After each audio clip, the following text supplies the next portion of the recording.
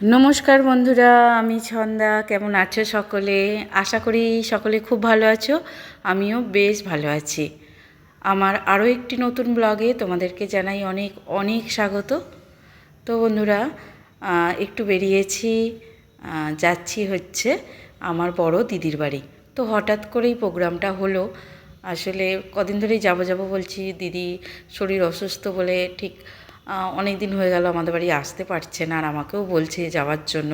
আর এদিকে আমার বাড়িতেও আমার শাশুড়ি মা ঠিক মতো কি বলবো, হাঁটাচলা করতে পারে না, ওনার কাজকর্ম করতেও অসুবিধা হয়, বিশেষ করে রান্না বান্না। আর বাড়িতে আমার 2 ছেলে আছে, আমার স্বামী আছে, তো সবার জন্য রান্না বান্না করে বেরোনোটা টাফ হয়ে যায়, যার জন্য হয় না। তো আজকে রান্নার চাপটা নেই, কারণ বড় ছেলে গেছে মামার বাড়ি, আর আগের দিনের একটু রান্নাবান্না আছে, তাই ভাবলাম ছোট ছেলেকে নিয়ে আজকে বড় দিদি বাড়ি ঘুরেই আসি। তো শাশুড়ি মাও বললো যাও, চলে যাও, একটা দিন থেকে আসো, নাহলে আর যাওয়া হবে না, কারণ সামনেই আবার স্কুল খুলে যাবে ছেলেদের।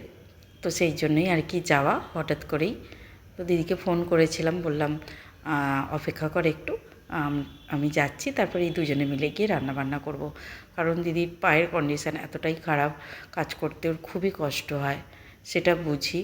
আর সত্যি কথা বলতে আমারও সেইভাবে সময় হয়ে ওঠে না, আবার যখন সময় হয় তখন আবার ইচ্ছা যায় না। তো যাই হোক, আজকে ফাইনালি যাচ্ছি।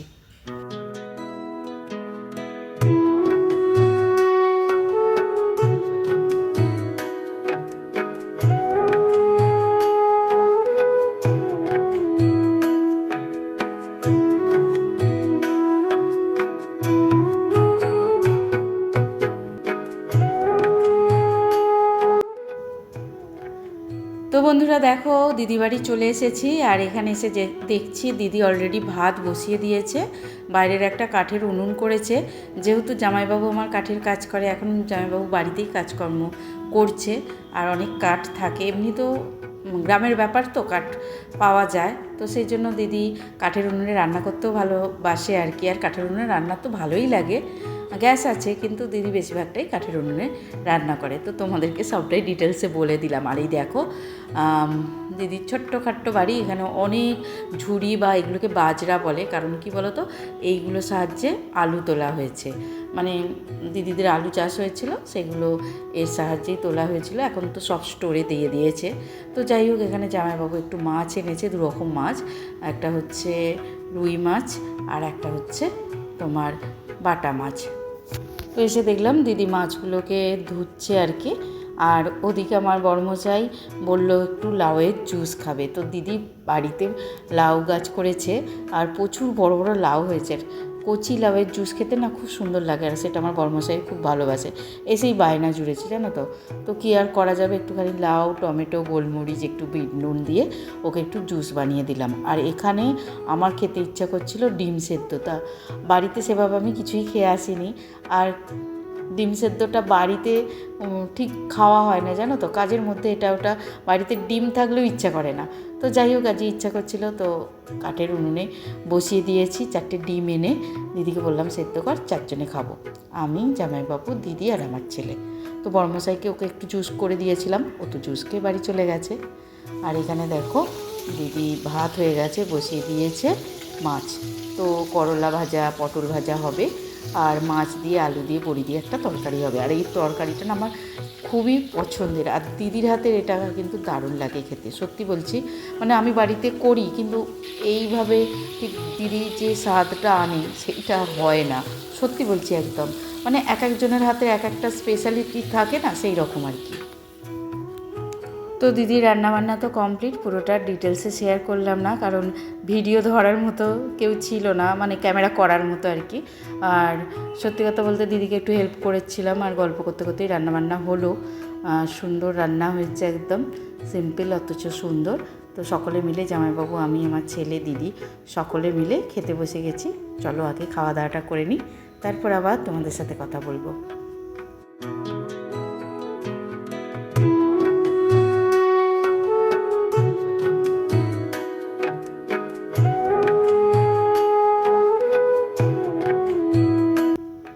বন্ধুরা দেখো দুপুরের লাঞ্চ মিটতে না মিটতেই আবার সন্ধ্যাকালীন জলখাবার নিয়ে তোমাদের সামনে হাজির। দিদি বানাচ্ছিল চাউমিন, ওকে এত বারণ করলাম যে আর কিছু বানাতে হবে না, কারণ আমার দুপুরের খাবারই হজম হয়নি, তো আমার ছেলের জন্যই আর কি। তো ছেলে তো একা খাবে না, খাবো সবাই। তো দিদি বললো অনেক দিনই চাউমিনটা রাখা আছে, তো আর সেভাবে আমরা খাই না, বানানোও হয় না, আর সেরকম কিছু ছিলও না, একটু আলু আর ডিম আর পেঁয়াজ দিয়েই বানানো হচ্ছিলো আর কি। তো যাই হোক, বানাচ্ছে যেহেতু তো খেতে হবে। আর সত্যি কথা বলতে বাড়িতে তো এসব বানানোও হয় না, খাওয়াও হয় না, কারণ খুব কমই হয় আমাদের এই চাউমিন বলো বা এগরোল, বাইরের খাবার বা এই জাতীয় খাবার আমি খুবই কমই বানাই। সবজি তেমন কিছু দিইনি, আলু ডিম আর কাঁচা লঙ্কা এই দিয়েই হবে চাউমিন। আলু দিয়ে চাউমিন খেতে কিন্তু ভালোই লাগে, হ্যাঁ একটু কাঁচা। দেখো সারাদিন শুধু দিদির বাড়ি এসে রান্না করছি, খাচ্ছি। রান্নাটা যদিও আমি করছি না, রান্নাটা দিদিই করছে, জোগাড়টা আমি সবই করেছি। আর রুটিটা আমাদের হয়ে গেছে, সমস্তটা দিদিকে কেটে বেটে রেডি করে দিয়েছি। দিদি কাঠের জালে বসে চিকেনটা করছে, কারণ এটা জামাইবাবুর আবদার ছিল। আর আমরা এলে আমার ছেলেরা চিকেন খেতে ভালোবাসে, তো জামাইবাবু আনবেই আনবে, বারণ করলেও শুনবে না। তো যাই হোক, দিদি ওখানে বসে বসে চিকেনটা বানাচ্ছিল, আর আমি রাত্রিবেলা তোমাদেরকে ভিউটা কেমন লাগে, গ্রামের পরিবেশটা দেখতে পাচ্ছ, কত অন্ধকার, বাইরেটা তো একদম অন্ধকার, বাইরে থেকেই তোমাদের দেখালাম।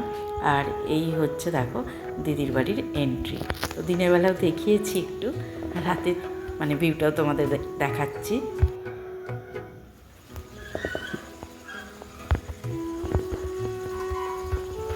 যে যাই বলুক না কেন বন্ধুরা, সত্যি বলছি, কাঠের জালে যে একটা চিকেন বলো মটন বলো যে রান্নাটা, তার কিন্তু টেস্টটা সত্যিই ইউনিক হয়, অন্যরকম একটা যে স্মেল। সেটা দেখো হচ্ছে কোনো মেলাবট নেই, একদম সুন্দরভাবে সিম্পলভাবে চিকেনটা হচ্ছে। সাথে থাকছে একদম দিদিদের জমির নতুন আলু, ধামসা আলু দিয়ে একদম লাল লাল ঝাল ঝাল চিকেন, তার সাথে থাকবে রুটি। আর কি চাই, ফাটিয়ে ডিনার জমে যাবে। দেখো এই হচ্ছে দিদির রান্নাঘর, টেবিলে এখন বাসন উঠে গেছে আপাতত। ও পারে না, ওর শরীর ভালো নয়, খুবই কষ্ট করে রান্না বান্না করে, যার জন্য একটু এলোমেলো ছড়ানো ছেটানো। আর কেউ নেই, দিদি আর জামাইবাবু, আমার একটাই বোনঝি, তার তো বিয়ে হয়ে গেছে, এই জন্য একটু অগোছালো। কী করবে বলো, কিছুই গোছাতে পারে না বেচারি, জব করে রান্নাটুকু করে। রান্নাঘর থেকে এই যে এদিকে একটা ঘর, এই দেখো এখানে আমার সিধু বাবা বসে বসে টিভি দেখছে, মুখে হাত দিও না। এই হচ্ছে দিদির একটা ঘর, আর এই দেখো এই একটা ঘর। দিনের বেলা তো দেখিয়েছি, রাত্রিবেলাও দেখে নাও একবার। সবই অন্ধকার, এখন আলোটা চলছে না, এই তো। আর এইখানে একটা ছোট্ট জায়গা আছে, ফ্রিজ আছে, ঠাকুরের জায়গা, সাইড দিয়ে হচ্ছে সিঁড়ি।